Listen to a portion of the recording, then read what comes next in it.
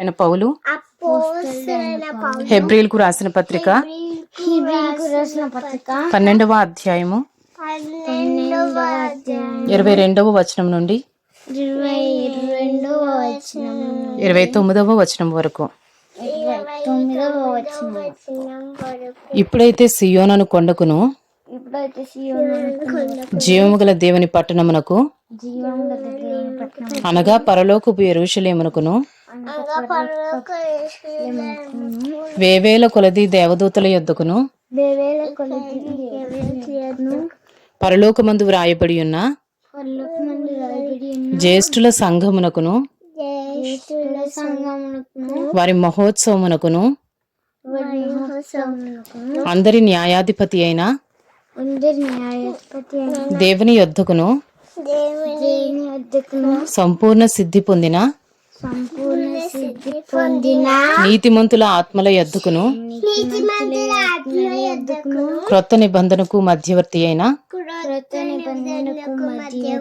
యేసునొద్దకును హేబేలు కంటే మరి శ్రేష్టముగా పలుకు ప్రోక్షణ రక్తమునకును మీరు వచ్చి ఉన్నారు. మీకు బుద్ధి చెప్పుచున్న వానిని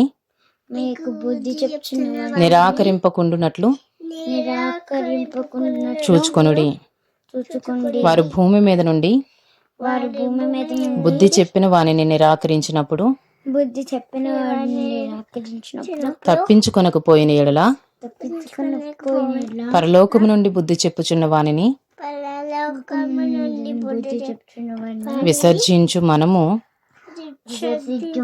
తప్పించుకొనకపోవుట మరి నిశ్చయము కదా. అప్పుడు ఆయన శబ్దము భూమిని చలింప చేసను గాని ఇప్పుడు నేను ఇంకొకసారి భూమిని మాత్రమే కాక ఆకాశమును కూడా కంపింపచేతును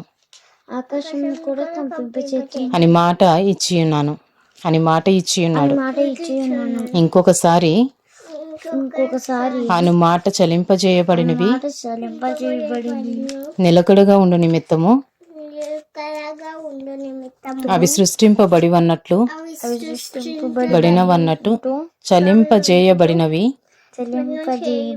బొత్తిగా తీసివేయబడునని అర్థమిచ్చుచున్నది. అందువలన మనము నిశ్చలమైన రాజ్యమును పొంది దైవ కృప కలిగి ఉందము. ఆ కృప కలిగి వినయ భక్తులతో దేవునికి ప్రీతికరమైన సేవ చేయుదము.